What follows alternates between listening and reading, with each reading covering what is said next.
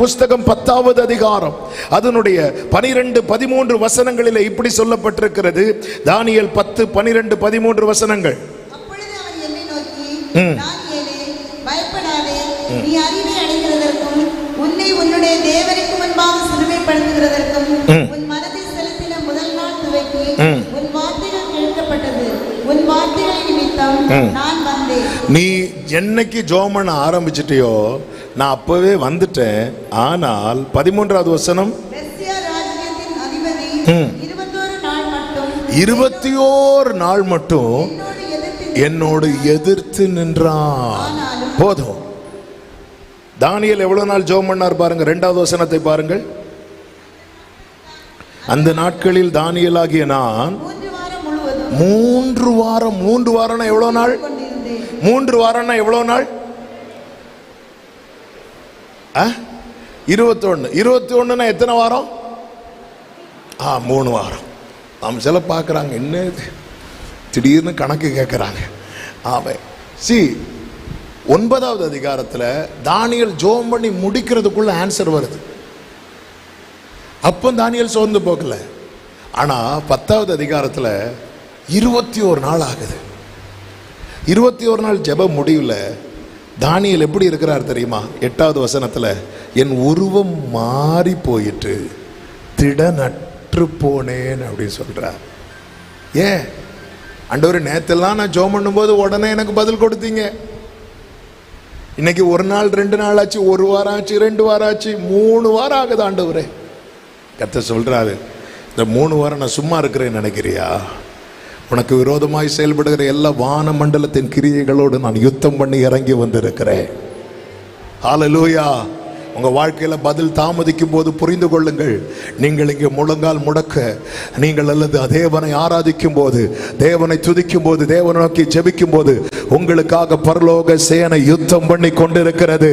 உங்க வாழ்க்கையில போராடுகிற சத்துருவை வேர் அறுப்புண்டு போக பண்ணுகிற கிரியை நடந்து கொண்டிருக்கிறது. சத்தமா ஆமென் சொல்லுங்க பார்க்கலாம். ஆமென். ஹல்லேலூயா. எலியா சோர்ந்து போக காரணம் என்ன? 1, ஏசபேல் இன்னும் இருக்கிறாள். 2, ஏசபேலுடைய கோபம் முன்பை விட இன்னும் அதிகரிக்கிறது. ஏசபேல் கோபம் தனியும்னு பார்த்தா அவளுடைய கோபம் முன்பை விட 1 ராஜாக்கள் 19:2 சொல்லப்பட்டிருக்கிறது. ஏசபேல் எலியாவினிடத்தில் ஆள் அனுப்பி, அவர்களிலே ஒவ்வொருவனுடைய பிராணனுக்கு செய்யப்பட்டது போல நான் நாளை இந்நேரத்தில் உன் பிராணனுக்கு செய்யாதே போனால் தேவர்கள் அதற்கு சரியாகவும் அதற்கு அதிகமாகவும் எனக்கு செய்ய கடவர்கள் என்று சொல்ல சொன்னாள். ஆகா வீட்டுக்கு போய் இந்த மேட்டர் எல்லாம் ஏசபேல்கிட்ட சொல்றான். சொன்னதும் ஏசபேலுக்கு ஏற்கனவே எலியாவை பிடிக்காது. எலியா மேல உள்ள கோபத்துல கர்த்தருடைய தீர்க்கதரிசிகள் ஒவ்வொருத்தரையா பிடிச்சு கொலை பண்ணிட்டு இருக்கிறார். அநேகர் 7000 பேரை கர்த்தர் மறைத்து பாதுகாத்து வைத்திருக்கிறார். அவன் கையில யாராவது தீர்க்கதரிசி மாட்டிட்டானாலே எலியா மேல உள்ள கோபத்தை அவங்கிட்ட தீப்பா. அந்த எலியாவை தான் கர்த்தர் 3 வருடம் மறைத்து வைத்திருந்தார். இப்பொழுது எலியாவை கர்த்தர் வெளியே கொண்டு வருகிறார். வெளியே கொண்டு வந்து எலியா மூலம் தேசத்துக்கே நன்மை நடக்கிறது. எலியா நினைச்சிருப்பார், இனி ஏசபேலுக்கு நம்ம மேல கோபம் வராதுன்னு. பார்த்தா இதுவரை இருந்ததை விட கோபம் அதிகரிக்கிறது. ஒன்றை புரிந்து கொள்ளுங்கள், இருளின் ராஜ்யம் அசைக்கப்படும் போது அந்த இருள் இன்னும் கடுமையாக எதிர்த்து போராடும். ஆமே, நீங்க ஜெபிக்கும் போது, நீங்க ஆராதிக்கும் போது, நீங்க கர்த்தருக்காய் நிற்கும் போது உங்க வாழ்க்கையில போராட்டம் அதிகரிக்கிறது என்றால் உங்க ஜெபம் ரொம்ப வேல்யூபிளான ஜெபம்னு அர்த்தம். உங்க காரியம் இருளின் ராஜ்யத்தை அசைக்கிறது என்று அர்த்தம். சத்தமா ஆமென் சொல்லுங்க பார்க்கலாம். மற்ற நாளெல்லாம் பார்வோன் ஆளோட்டிகளை வைத்து அடித்தான், உண்மைதான். ஆனால் எப்பொழுது எகிப்தின் தேவர்கள் பேரிலே கர்த்தர் நீதியை சரி கட்டினாரோ, அதாவது எகிப்தின் தலைப்பிள்ளை சங்காரம் உண்டானதல்லவா, அதன் பிறகு பார்வோனுடைய கோபம் என்பது உச்சத்துக்கு போனது. அவன் மொத்த சேனையும் எடுத்துக்கொண்டு இஸ்ரவேலுக்கு பின்பாக வருகிறான். இதற்கு முன்பாக இவன் இப்படி செய்ததே கிடையாது. காரணம் என்ன? இருளின் ராஜ்யம், பார்வோனுடைய ராஜ்யம் அசைக்கப்படுகிறது. ஆமே, ஆண்டவரே நான் ஜெபம் பண்ணா மட்டும் பிரச்சனை வருது. நீங்க ஜெபம் பண்ணா பிரச்சனை வருதுன்னா புரிஞ்சுக்கோங்க, எரிகிற அக்னி 7 மடங்கு அதிகமாகுதுனாலே உங்க பிரச்சனைக்கு கர்த்தர் முற்றுப்புள்ளி வைக்க போகிறார் என்று அர்த்தம். சத்தமா ஆமென் சொல்லுங்க பார்க்கலாம். ஹல்லேலூயா. ஆமே, நம்ம நினைச்சிட்டு இருக்கிறோம் எல்லாம் மாறணும். இல்ல, சில நேரத்துல நம்ம நன்மையா நின்னாலும் ஆமென் பிரச்சனை ஏற்கனவே இருந்ததை விட அதிகமாகும். இதுதான் தாங்க முடியவில்லை, இதுதான் ஏற்றுக்கொள்ள முடியவில்லை. ஆண்டவரே சிங்கம், அடுத்து கரடி, ஆண்டவரே பிரச்சனை முடியும்னு பார்த்தா கோலியாத் வந்து நிக்கிறான். ஆண்டவரே ஹalleluya, ஹalleluya. ஆமா, உங்களுடைய ஜெபம், உங்களுடைய ஓட்டம் சத்துருவின் கோட்டையை எங்கேயோ கை வச்சிட்டு சில பார்க்குறாங்க. அதனால தான் நாங்கள் எனக்கும் அவனுக்கும் பிரச்சனை வேண்டாம்னு சொல்லிட்டு பிசாசை துரத்தும் போது கூட அவனுக்கு கேட்காதபடிக்கு போ இப்படி தான் சொல்லுவேன். அப்படியா? இல்லை இல்லை, உங்கள் ஜெபம், நீங்கள் பண்ணுற ஜெபம், உங்களுக்கு ஜெபத்துக்கு தடை வருதுன்னா உங்கள் ஜெபத்தில் ஏதோ இருக்குன்னு அர்த்தம். ஹalleluya. சிலர் ஜெபம் பண்றதை அவன் தடுக்கவே மாட்டான், அவனே பிரேயர் பாயிண்ட்ஸ் பிரிண்ட் பண்ணி கொடுத்துருவான். ஆமென். ஏன் அவங்க 4வது பாயிண்ட்லயே 3வது வானத்துக்கு போயிருவாங்க. ஆமென். ஆனா சிலர் ஜெபிக்கும் போது அந்த பாடுள்ள மனுஷன் ஜெபம் பண்ணா ஏதோ பிரச்சனை பண்ணுது. ஏசபேலுக்கு இழகுதுனாலே உன் ஜெபம் சரியான ஜெபம்னு அர்த்தம் இல்லையாவே, நீ ஏன் சோர்ந்து போனோம்? ஆமே, யார் இங்க வந்து ஊழியம் பண்ணாலும் பிரச்சனை இல்லை. ஆனா நான் போய் நிற்கும் போது பிரச்சனை வருதுன்னா உன் ஊழியம் பரலோகத்தை கவருகிற ஊழியம், உன் ஜெபம் பரலோகத்தை கவருகிற ஜெபம், பரலோகத்தை கவருகிற ஊழியம், பரலோகத்தை கவருகிற ஜெபம். ஆமே, இதுதான் பாதாளத்தை ரொம்ப டிஸ்டர்ப் பண்ணக்கூடியது. எலியா அக்கினி இறக்கினான், எலியா மழை வரவழைத்தான். இது இயேசுவை டிஸ்டர்ப் பண்ணுது, பிசாசை டிஸ்டர்ப் பண்ணணும். இயேசு கிறிஸ்து ஒரு பட்டணத்துல வரும்போது அவர் பிசாசை துரத்துறதுக்கு ஒண்ணுமே செய்ய மாட்டார். ஆனா அவர் வந்து நிற்கும் போது பிசாசு கத்தும், ஏய் எனக்கும் உமக்கும் என்னன்னு கேட்கும். அது டிஸ்டர்ப் ஆகுது, அது டிஸ்டர்ப் ஆகுது. ஹalleluya. ஆமே, ஒரு போதகருடைய பையன் பல வருஷத்துக்கு முன்னாடி நடந்த ஒரு சம்பவம் நாகர்கோயில்ல.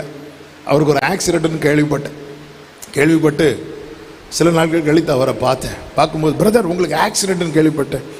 ஆமாம் பிரதர். ஆமாம். அவர் சொல்கிறார், என்னைக்கு இல்லாமல் அன்னைக்கு தான் ஜெபம் பண்ணிட்டு வண்டி எடுத்தேன், விழுந்துட்டேன்.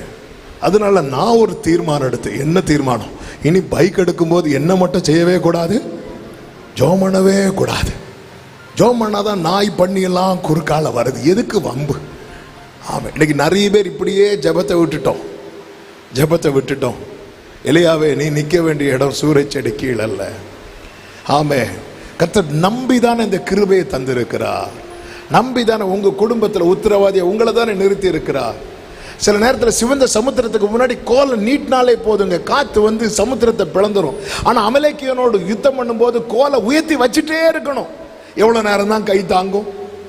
கொஞ்ச நேரத்தில் கை கீழே போகும்போது அமலேக்கின் கை ஓங்குது. ஆண்டவரே, உங்களுக்கே தெரியுதில்ல ஆண்டவர், என் கை தளருதுதான் மோசே. ஆனாலும் நீ தளராம நில்லு. உன் கையை தாங்கிறதுக்கு ஒரு ஆரோனையும் ஒரு ஊரையும் நான் உன் பக்கத்திலே வைத்திருப்பேன். நீங்க கேட்கலாம், எனக்கு ஆரோனம் இல்லை ஊரம் இல்லை. எதுக்குங்க ஆரோனம் ஊரம்? நமக்கு உதவுகிற பரிசுத்த ஆவியானவர் நமக்குள்ளே இருக்கிறார்.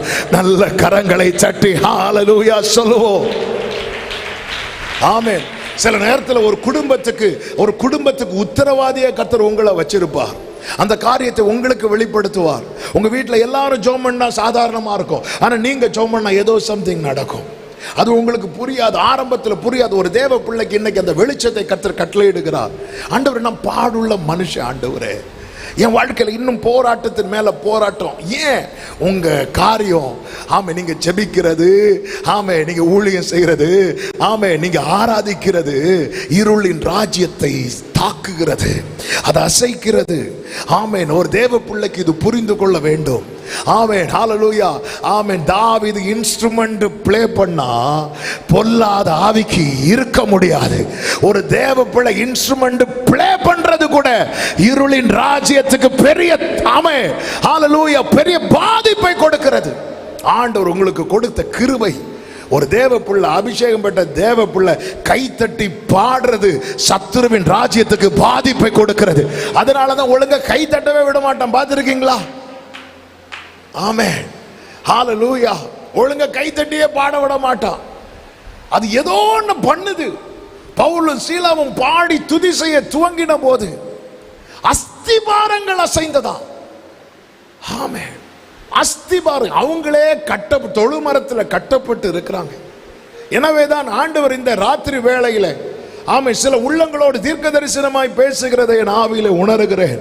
நீ சோர்ந்து போய் இருக்கிறாயோ, நான் ஏதாவது பண்ணாதான் பிரச்சனை வருது, நான் ஏதாவது கை வச்சாதான் பிரச்சனையா இருக்குது. ஆமென். அப்படி இருக்குதா? அப்ப உங்ககிட்ட ஏதோ ஒரு விஷயம் கர்த்தர் யாருக்கும் இல்லாத ஒரு கிருபையை கர்த்தர் உங்களுக்குள்ளே வைச்சிருக்கிறார். ஆமென். சொல்லுங்க பார்க்கலாம்.